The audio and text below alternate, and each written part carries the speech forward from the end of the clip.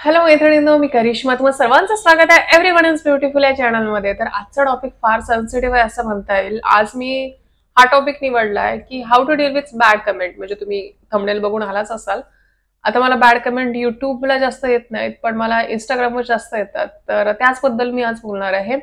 तत्पूर्वी मी माझी हिस्ट्री सांगते किंवा मी कुठून आली आहे, काय शिक्षण आहे, काय एज एज वगैरे काय, हे सगळ्या गोष्टी सांगते.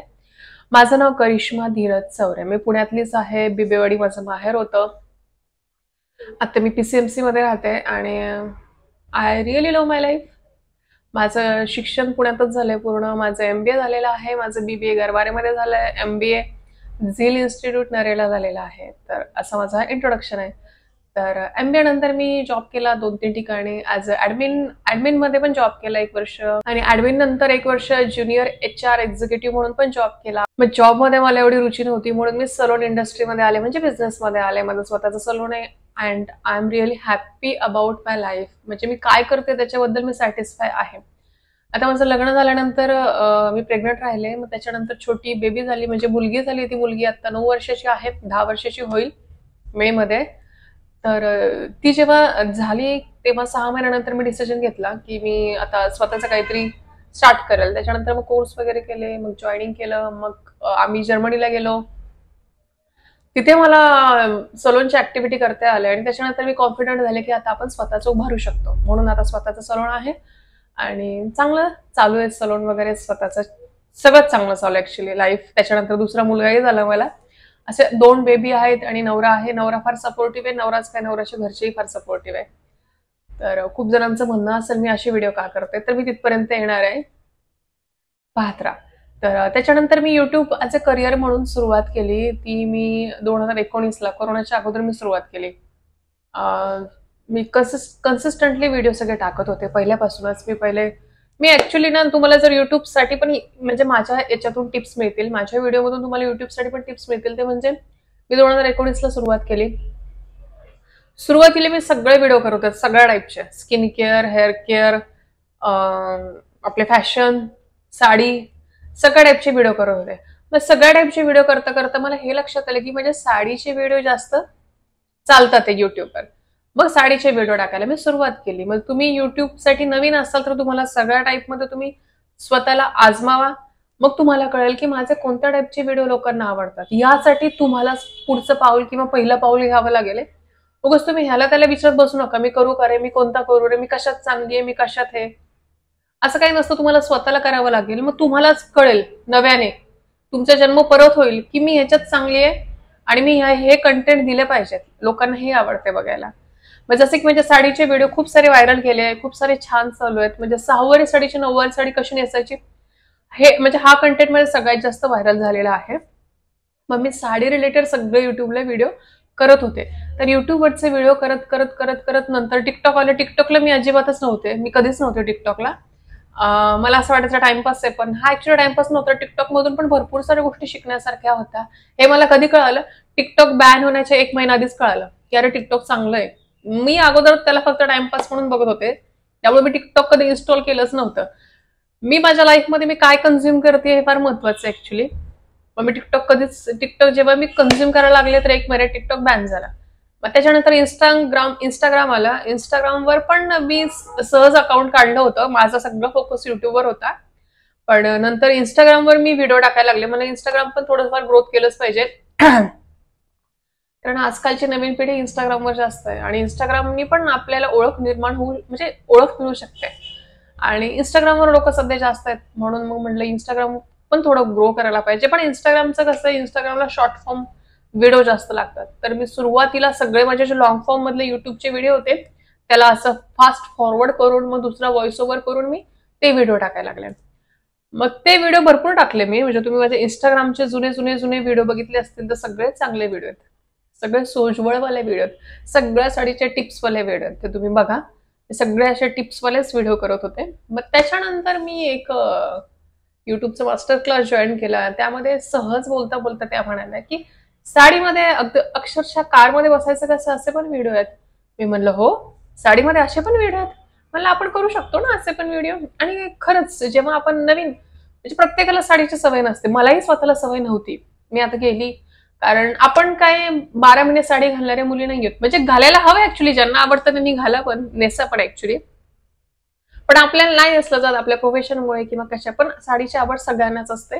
पण जेव्हा साडी नेसली की असं वाटतं कधी काढेल मी, आणि कधी मी माझा नाईटी किंवा नाईट ड्रेस किंवा पंजाबी ड्रेस किंवा जीन्स वगैरे कधी घालेल, मला कम्फर्टेबल फील होईल, असं सगळ्यांनाच होतं. कधी कधी साडी नेसणाऱ्यांना तर होतच होतं. मग साडी नेसून खरंच काहीशा गोष्टी नाही करतायत. मग असं मी तुम्हाला म्हणलं मास्टर क्लासमध्ये, त्या म्हणत होत्या की असा असा व्हिडिओ आहे. मग मी म्हटलं आपण बघूयात ना हा व्हिडिओ करून. मग माझा पहिला व्हिडिओ तो होता, या लर्निंग कॉन्टेंट म्हणू शकता किंवा entertainment content, learning plus entertainment content, learnotainment म्हणू शकतो ना आपण याला. तर ह्या कॉन्टेंटमध्ये हा माझा पहिला कॉन्टेंट होता की साडी नेसून कारमध्ये कसं बसायचं. तर तो व्हिडिओ केला, तो व्हायरल गेला फर्स्ट. आणि दुसरा व्हायरल म्हणजे मी हे आसपास टाकलेले, म्हणजे काल आणि आज असे 2 व्हिडिओ टाकलेले. आणि दुसरा माझा व्हायरल व्हिडिओ होते की साडी नेसून पायऱ्या कशा चढायच्या आणि उतरायच्या कशा.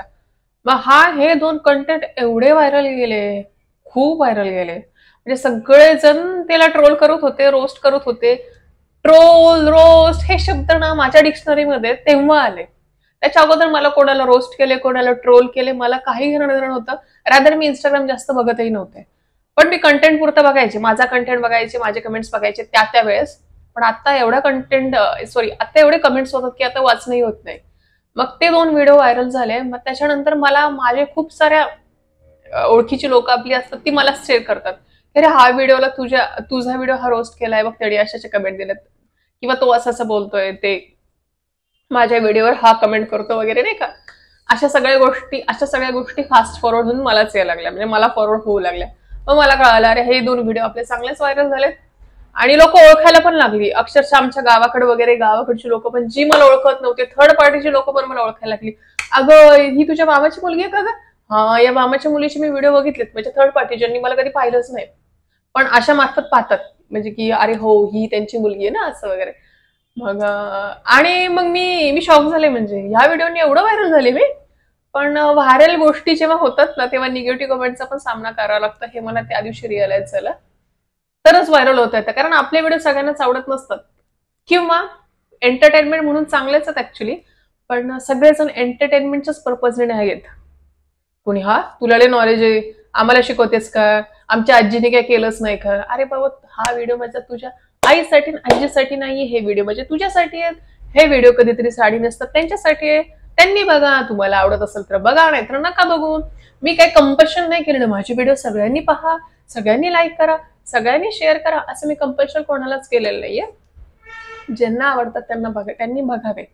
मग मी थोडीशी डिप्रेशन नाही म्हणता येणार, डिप्रेशन शब्द मला फार निगेटिव्ह वाटतो. डिप्रेशन नाही, पण थोडं टेन्शन आलं होतं. म्हणजे मी लाईफमध्ये फार चिल करणारी मुलगी आहे. म्हणजे मी इमोशनल प्लस प्रॅक्टिकल आहे, म्हणजे थोडीफार इमोशनल पण आहे, प्रॅक्टिकल पण आहे. म्हणजे कधी कुठे इमोशनल राहायचं आणि कधी कुठे प्रॅक्टिकली हँडल करायचं, ह्या गोष्टी मला प्रॅक्टिसनी जमायला लागल्यात हळूहळू.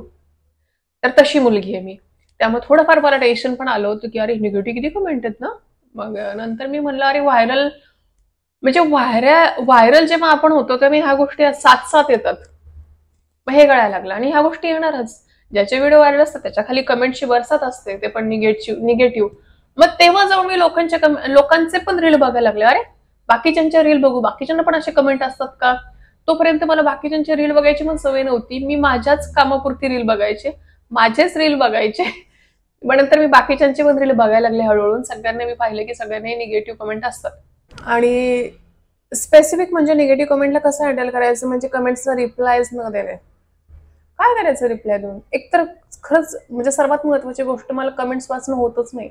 भरपूर कमेंट्स असतात माझ्या इंस्टाग्रामच्या रील्सला, वाचणंच होत नाही खरं तर. आणि जेवढ्या वाचते त्याला काय रिप्लाय करायचं यार. आणि रिप्लाय न करणं किंवा दुर्लक्ष करणं हेच महत्वाचं, त्यांचं अपमान म्हणता येईल. हा, मी असे काय इन्फ्लुएन्सर बघितलेत, ते काय करतात, निगेटिव्ह कमेंट आली की ती कमेंट घेतात आणि मग त्याच्यावर स्पष्टीकरण देत बसतात. काय करायचं स्पष्टीकरण देऊन यार. आणि जर तुम्ही असं एक कमेंट घेतले तर लाईफ पण मला अपुरी पडेल की प्रत्येकाचं कमेंट घेऊन स्पष्टीकरण देत बसले. लाइफ का सिंपल फंडा है, अगर आपको मैं अच्छी लगती हूँ तो यू कैन लुक माई रील्स, नहीं अच्छी लगती हो तो स्क्रोल करते जाओ, मत देखो रील. आणि निगेटिव्ह कमेंट्सला हँडल करणं म्हणजे डोंट रिप्लाय देम. इवन वाचूच नका कमेंट्स. तुम्हाला जर तुमच्या कंटेंटवर विश्वास असेल तर, की मी जे करते ते चांगलं करते, हा तुम्हाला असं वाटलं की मला कन्स्ट्रक्टिव्ह म्हणजे मला अजून काय आयडियाज हव्यात, अजून काय करता येईल, काय काय कमेंट्स चांगले पण असतात, चांगले असतात म्हणजे त्यातून आपण एखादी आयडिया घेऊन नवीन रील, नवीन युट्यूबचा कंटेंट तयार करू शकतो. असे काही कमेंट्स असतात तेही बघू शकता. पण असे काही फालतू कमेंट्स असतात त्याला काय रिप्लाय द्यायचं नाही. तुम्हाला काय करायचं ते करा, मला काय करायचं ते करते. आणि मला असं वाटतं तुम्ही आपल्या लाईफवर फोकस करा आणि आपल्या कंटेंटवर फोकस करा. आणि जे काही तुमचं जे मेन, जसं की माझं सलोन आहे, मेन जे आहे तुमचं अर्निंग सोर्स, त्याच्यावर जास्त त्याच्यावर जास्त लक्ष द्या. ते महत्वाचं लाईफमध्ये. आणि मी शाहरुख खानचे पण इंटरव्ह्यू खूप ऐकते. तो पण एकदा सांगत होता की स्टार, त्याला किंग खान म्हणतात, तर किंग खान किंवा स्टारडम होने के साथ साथ ये भी हमें झेलना पडतंय, असं तो म्हणत होता. असं एक स्टोरी सांगत होता. मी म्हणलं हा अरे तो शाहरुख खान आहे, किती फेमस आहे, त्याला दुनिया मानते, फक्त भारत नाही तर त्याला दुनिया मानते, त्यालाही काय काय झेलावं लागतं. तर आपण तर एक छोटे मोठे कंटेंट क्रिएटर आहेत, तर आपल्याला एवढं झेलावंच लागणार आहे. एकदा त्याच युट्यूबर, त्या फेमस युट्यूबर आहेत, त्याच बोलता बोलता म्हणाल्या की कंटेंट क्रिएटर जेव्हा व्हायचं असतं तुम्हाला, तेव्हा तुम्हाला गेंड्याची कातडी पांघरावी लागते, कारण लोक काही बोलतात. आणि इट्स ऍब्सोल्युटली ट्रू, लोक काही बोलतात. मी तर मनातल्या मनात म्हणलं मला गेंड्याची कातडी नाही, मी तर पूर्णपणे गेंडा झाली. लोकांनी काही म्हणून द्या, फरकच पडत नाही. मग त्याच्यानंतर मी म्हणलं, माझे फर्स्ट 2 व्हिडिओ जेव्हा व्हायरल झाले तेव्हा थोडंच टेन्शन आलं होतं मला. पण नंतर म्हणलं अरे याच्यामुळेच तर मला लोक ओळखायला लागले, अरे तू ती आहेस का व्हिडिओ करणारी. आणि it's okay, it's just about entertainment. ज्यांना कॅज्युअली गोष्टी घेतात ते माझे व्हिडिओ छान एंटरटेनमेंट मध्ये घेतात. ज्यांना लाईफच सिरियसली जगायची इच्छा असते ते माझे कंटेंट असे सिरियसलीच घेणार. It's all about your nature. जे तुमचं नेचर कसं आहे त्याप्रमाणे तुम्ही गोष्टी बघता. म्हणजे हे सगळं काय म्हणतात, नजरचा खेळ नाहीये, नजरियाचा खेळ. तुम्ही कोणत्या अँगलने गोष्टीला बघतात त्याप्रमाणे तुम्हाला त्या गोष्टी कळतात किंवा त्याप्रमाणे तुम्ही त्या गोष्टी ग्रास्प करता. मग त्या 2 व्हिडिओ नंतर थोडं टेन्शन आलं नाही तर मी मनाला खूप समजवलं. इव्हन माझे भाऊ, माझा एक मित्र पण आहे, माझे घरातले, या सगळ्यांनी समजवलं it's okay, you are just doing entertainment content, so it's okay. मी म्हणलं माझं पण फोकस एंटरटेनमेंटचा नाहीये, म्हणलं माझा लर्निंगचा फोकस आहे खरं तर. पण लोक त्याला एंटरटेनमेंट घेत असतील तर इट्स ओके, म्हणजे तो त्यांचा प्रश्न आहे ना, मी तर शिकवतेच आहे. मग त्याच्यानंतर मी आता व्हिडिओ सगळे थोडेसे लर्निंग आणि थोडेसे एंटरटेनमेंट दोन्ही मिक्स करून आता सध्या करते. आणि कमेंट्सचं म्हणाल तर मला काही फरक नाही पडत आहे सध्या तरी, अजिबातच फरक पडत नाहीये ऍक्च्युली. म्हणजे हे आता शिकलो आपण, ऍक्सेप्ट केलं. जेव्हा व्हिडिओ व्हायरल होतात तेव्हा ह्या गोष्टी किंवा ह्या कन्सेप्ट येणारच. आणि आपण सोशल मीडिया हेच म्हटलं जातं ना, म्हणजे सोशल मीडियाला कुणीही कधीही कसंही बोलू शकतं. तुम्ही ऍक्च्युली तुमचा घरातला राग सोशल मीडियावर काढता, कोणावरही काढता. त्यामुळे माझ्यासारखे जे कंटेंट क्रिएटर आहेत त्यांना एकच हा महत्वाचा मेसेज आहे, चिल करा. हे कॉन्टेंट क्रिएटर म्हणल्यावर निगेटिव्ह कमेंट्स येतच असतात. त्यामुळं जेव्हा आपण निगेटिव्ह कमेंट जास्त येत असतील, काही चांगल्या असतील कन्स्ट्रक्टिव्ह कमेंट तर घ्या, बाकीच्या सोडून द्या. आपण अप अप अप चाललोय म्हणून तर भरपूर असे कमेंट्स येतात, हे लक्षात ठेवा. तुम्ही माझे कंटेंट बघितले असतील तर मला ह्या कंटेंटचा अभ्यास मला स्वतःला करावा लागतो. मला माझ्यासारखे कंटेंट मला गुगलवर पण सापडत नाही. आणि मी जेव्हा AI ला वगैरे जेव्हा विचारते की मी हा व्हिडिओ कसा करू, तो मला असं नॉर्मलच वेगळ्याच पद्धतीने सांगतो. आणि मला तसं म्हणजे तो असं वेगळ्याच विचित्र पद्धतीने सांगतो मला AI. माझ्यासाठी AI पण काय कामाचं नाही. मला माझंच डोकं माझ्या कंटेंटसाठी वापरावं लागतं. आणि आय एम लर्निंग इट. म्हणजे मी ह्या गोष्टी सगळ्या एन्जॉय करते आता. आणि सिरियस कंटेंट माझ्या हवे असतील तर युट्यूबवर असतात. मी अगदी सिरियस आहे युट्यूबसाठी. मी सगळ्या छान छान कंटेंटचा अभ्यास करून, छान शूट करून, सगळे माझे साडी रिलेटेड व्हिडिओज, जे काही तुमचे साडी रिलेटेड डाऊट असतील ते तुम्हाला माझ्या चॅनलवर नक्की मिळतील. आणि थोडं लर्निंग आणि थोडा एंटरटेनमेंटचा भाग म्हणलं तर माझ्या इंस्टाग्रामला तुम्ही हँडल म्हणजे बघू शकता, एन्जॉय करू शकता. तुम्हाला आवडलं तर लाईक करा, तुम्हाला मी आवडत नसेल तर नका भाऊ, मला ब्लॉक करा. It's up to you. मी तुम्हा सगळ्यांना आवडावी असं माझं काही मत नाहीये. मी माझ्याप्रमाणे लाईफ जगते, that is what I want. मला आता सध्या ह्या सिच्युएशनवर एकच गाणं आठवतं, ते म्हणजे हम तो भाई जैसे है वैसे रहेंगे. आणि बस, बाय बाय.